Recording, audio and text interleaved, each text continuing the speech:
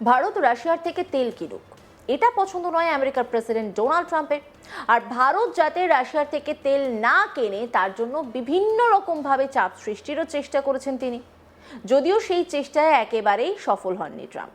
যদিও শুক্রবার 6 মার্চ আমেরিকার ট্রেজারি ডিপার্টমেন্ট একটি গুরুত্বপূর্ণ ঘোষণা করে। সেই ঘোষণায় বলা হয় ভারতীয় তেল পরিশোধনকারী সংস্থাগুলিকে রাশিয়ার তেল কেনার জন্য অস্থায়ীভাবে 30 দিনের ছাড় বা টেম্পোরারি ওয়েভার দেওয়া হয়েছে।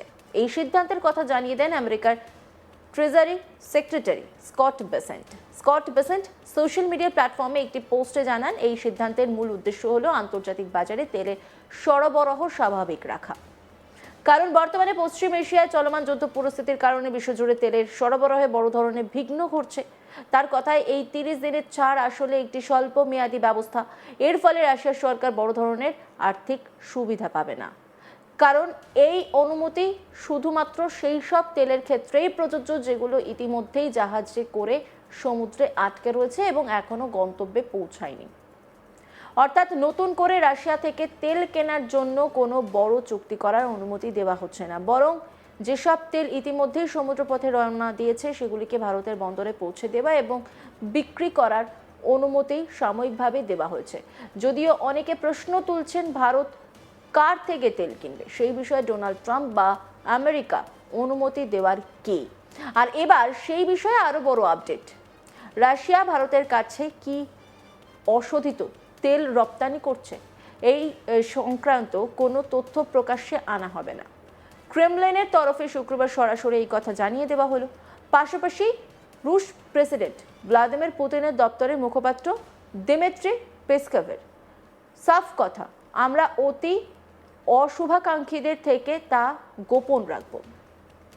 এক্ষেত্রে তিনি তেল রপ্তানির তথ্যের কথাই বলতে চেয়েছেন বলে মনে করছেন বিশেষজ্ঞদের অনেকে।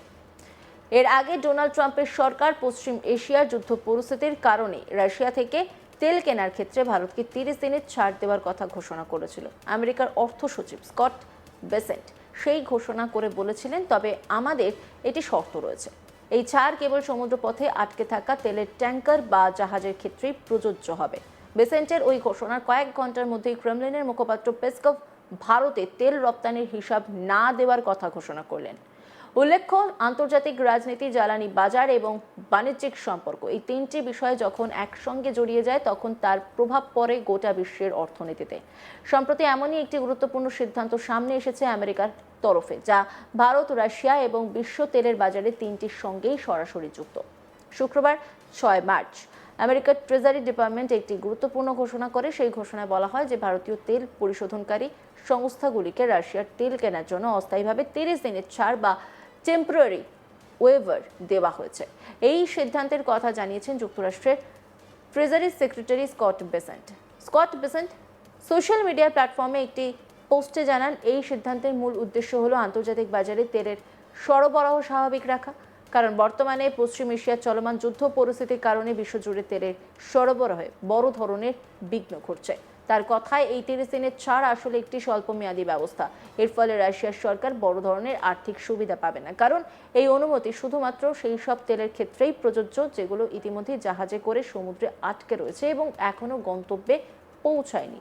অর্থাৎ নতুন করে রাশিয়া থেকে তেল কেনার জন্য কোনো বড় চুক্তি করার অনুমতি দেওয়া হচ্ছে না, বরং যেসব তেল ইতিমধ্যে সমুদ্রপথে রওনা দিয়েছে সেগুলিকে ভারতের বন্দরে পৌঁছে দেওয়া এবং বিক্রি করার অনুমতি সাময়িকভাবে দেওয়া হচ্ছে।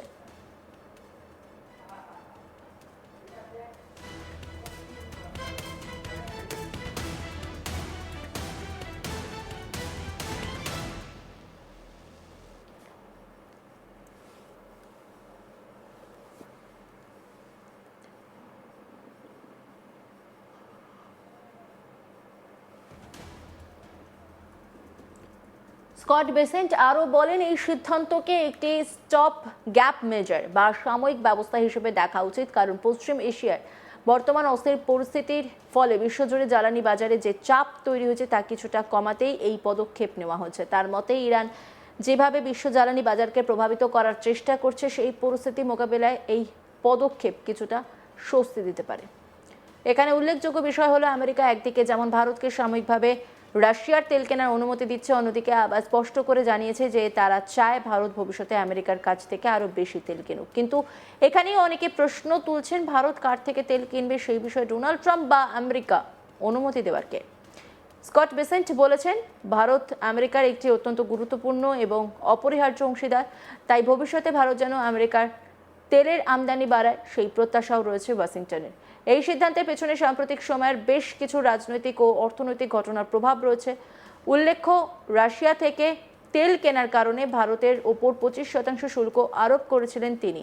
ট্রাম্প প্রশাসনের দাবি ছিল, ভারত যেভাবে রাশিয়া থেকে তেল কিনছে তা পরোক্ষভাবে রাশিয়াকে অর্থনৈতিকভাবে সাহায্য করছে এবং সেই অর্থ রাশিয়া ইউক্রেনের বিরুদ্ধে যুদ্ধে ব্যবহার করছে।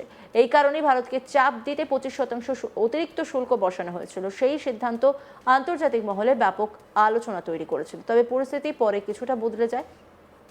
গত মাসে আমেরিকা এবং ভারতের মধ্যে একটি অন্তর্বর্তীকালীন বাণিজ্য চুক্তির কাঠামো বা ইন্টারিম এগ্রিমেন্ট ফ্রেমওয়ার্ক নিয়ে আলোচনা হয় এবং দুই দেশ একটি সমঝোতায় পৌঁছয়।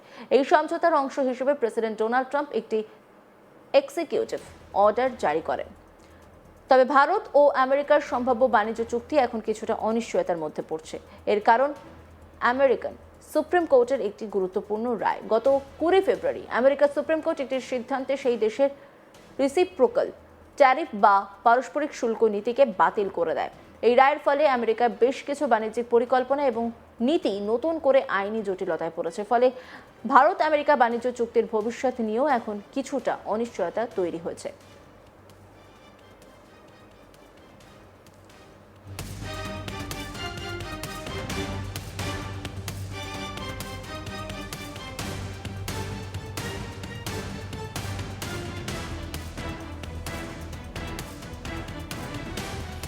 এই প্রেক্ষাপটে আমেরিকার ট্রেজারি ডিপার্টমেন্ট থেকে নতুন করে এই 30 দিনের ছাড়ের ঘোষণা করা হয়েছে। স্কট বেসেন্টের সোশ্যাল মিডিয়া পোস্টের পর আমেরিকার ট্রেজারি বিভাগ একটি বিস্তারিত বিবৃতিও প্রকাশ করেছে। সেই বিবৃতির শিরোনামে ছিল, ভারতে পৌঁছানোর জন্য 2026 সালে 5 মার্চ পর্যন্ত জাহাজে তোলা রাশিয়ার ক্রুড অয়েল এবং পেট্রোলিয়াম পণ্যের সরবরাহ ও বিক্রির অনুমোদন। বিবৃতিতে বলা হয়েছে, সাধারণত যেসব লেনদেন নিষিদ্ধ ছিল সেগুলোর মধ্যে কিছু নির্দিষ্ট লেনদেন সাময়িকভাবে অনুমোদন করা হচ্ছে, বিশেষ করে সেই সব তেল বা পেট্রোলিয়াম পণ্য যেগুলো রাশিয়া থেকে জাহাজে করে 2026 সালে 5 মার্চ রাত 12:01 আগেই তোলা হয়েছে। সেগুলো ভারতের উদ্দেশ্যে পাঠানো হলে তা নির্দিষ্ট সময়সীমার মধ্যে বিক্রি বা খালাস করা যাবে। এই অনুমতি কার্যকর থাকবে 2026 সালের 4 এপ্রিল পর্যন্ত।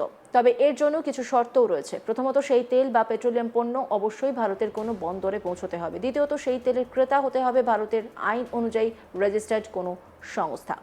অন্যান্য খবরের আপডেটের জন্য অবশ্যই নজর রাখুন আজ তাক বাংলার ইউটিউব স্ট্রিমিংয়ে। লাইক, কমেন্ট, শেয়ার এবং সাবস্ক্রাইব করতে ভুলবেন না।